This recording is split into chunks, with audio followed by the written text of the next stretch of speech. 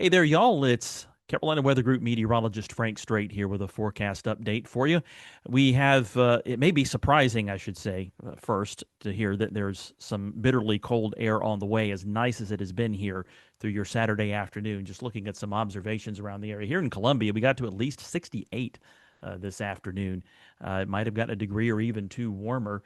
We did see some 70s in the South Carolina Lowcountry. Charleston got to 70. 62 so far today at GSP. Looking up to North Carolina, Charlotte at least to 60. 58 up in Asheville, at least 52 in Boone, at least 58 in Raleigh. Elizabeth City up to 61 at least, and 63 so far today at Hatteras Saturday afternoon as of about 4 p.m. as I'm recording this. Of course, the latest observation there comes from 2:51. Nonetheless, Saturday's been a beautiful day.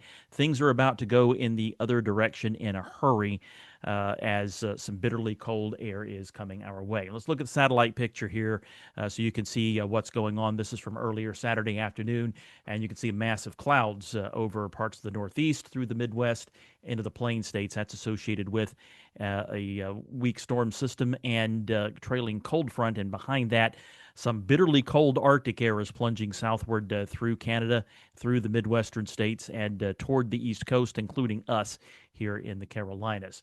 Uh, there is some snow going on up there, and if you have some travel plans for your Sunday, you may want to check ahead, as you may still see some of that snow going on to start your Sunday. So, what is exactly going to happen over the next 36 hours or so? Well, as we start, this is the 18Z run of the high res rapid refresh. We'll use that as our primary guidance here. And as we advance in time, it's a little hard to see in the isobars. They're kind of packed closely together here over the northwest corner of our image over Missouri, Illinois, and Kansas. That's behind the front. There's a fairly strong pressure gradient with winds blasting out of the north back there as of late Saturday afternoon. The front is roughly along a line here from West Virginia through eastern Kentucky and Tennessee, going into northern Mississippi and back through southern Arkansas and into Texas. Showers breaking out with that, and there's the snow going on up north that I mentioned.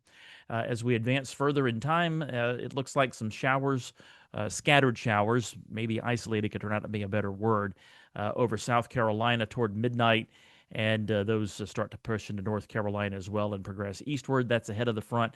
Another little line of shower activity could come through toward daybreak and into the first part of Sunday as that front moves through. It looks like that front is going to be very close to I-77 to start the day, and then trailing back into the northern central Savannah River area here.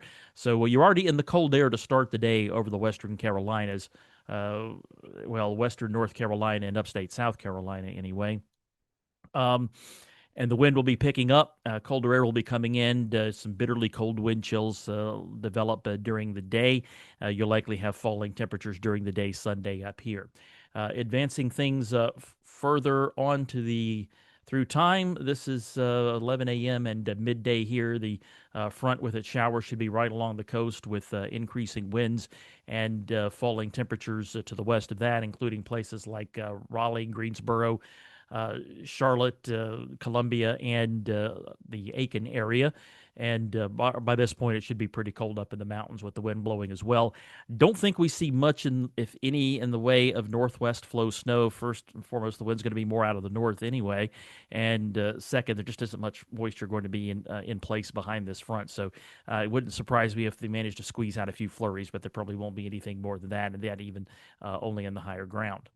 Advancing thing forward, further forward in time, we're up to about 4 p.m. here, and the front should be offshore with the shower activity, and everybody's blustery and turning colder across the Carolinas at that point, despite the sun being out or starting to come out maybe along the coast.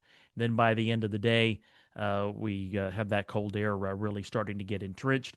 As we go through the night, the winds should gradually diminish across the Carolinas, with skies mainly clear. The question we have as we get to first thing Monday morning, will the winds die off completely and we end up having good radiating conditions, which get things even colder, or does that wind still blowing a little bit to start the day and prohibit things from getting quite as extremely cold? But there would be a wind chill to consider if it would not. So, how cold are we thinking about for Monday morning? Well, this is the National Weather Service's forecast from the local forecast offices in a what we call a gridded format, and it's plotted here by Weather Bell. And you can see up in the mountains, we're looking at mostly the 5 to 10 range and higher spots and some sheltered valleys where we might end up seeing those good radiating conditions that get down close to zero. For the foothills, roughly 10 to 12 north and going back toward upstate South Carolina, uh, 14 to 16 for your lows. Across the I-85 corridor, we're looking at around 15 in Raleigh, around 12 or 13 for the Triad. Charlotte probably 14, maybe a little colder in the outlying areas, about 18 uptown. Down here in Columbia, that's going to depend on whether the winds die off completely here. Looking at around 18, outlying areas probably only a degree or two colder if the wind stays up. But if the wind dies off, some of these outlying spots get down to like 12 or 13. Down here in the Midlands of South Carolina, the sandy soil really radiates effectively that heat out into space. Back there in the CSRA, 16 to 18 in general back there. Coastal plain. Up north in North Carolina, 14, 16 up there. Not much warmer as you go southwestward, 18 to 20 for the low country of South Carolina. And that does not count the immediate coastal areas. Outer Banks, you're only dropping down to the around 25, mid 20s there because you have water surrounding you. So you get a little bit of a break there. But areas where you have the wind just driving that cold air all the way to the coast, about 18 to 20 for the Grand Strand and southeast North Carolina's coast. Low country of South Carolina, it looks like we're low to mid 20s there. But all of that is potentially pipe busting cold. The winds may make it unpleasant for you to be outdoors during the day Saturday to check that pipe insulation one last time, but it would be wise to do so.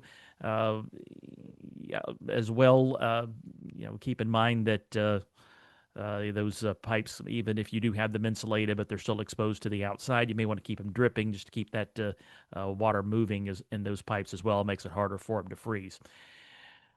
And backing up to Saturday, of course, or Sunday, of course, if you're traveling Sunday afternoon with those gusty winds going on, keep in mind there's going to be some pretty stiff crosswinds there. And if you're like me and like to get out and play a little pickleball, the light ball gets blown around a good bit by the wind. So be prepared for a comedy of errors if you're playing pickleball for your Sunday afternoon.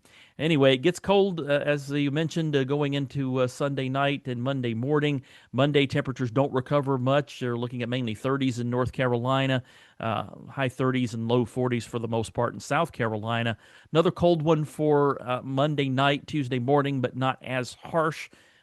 Teens and low 20s in North Carolina, mostly 20s, low to mid 20s in South Carolina. And then temperatures should moderate steadily after that. However, next chance of rain doesn't come until the end of the week as another cold front moves in. We do get relatively warm, sort of like what we're seeing today before ahead of that front, with temperatures heading up to the 60s and maybe even touching 70 in the warm spots. Brief cool down for the weekend behind that front that brings modest amounts of rain. And then heading into Christmas, we're likely going to be warming up once again. So looks like one of these Hawaii-type Mele Kalikimaka Christmases coming our way to the Carolinas this year with very little chance of a white Christmas and pretty much zero for South Carolina and almost all of North Carolina. Probably not good chances even in the mountains of North Carolina this year either. All right, that about covers it. So we'll be signing off for now. Y'all be good and Merry Christmas.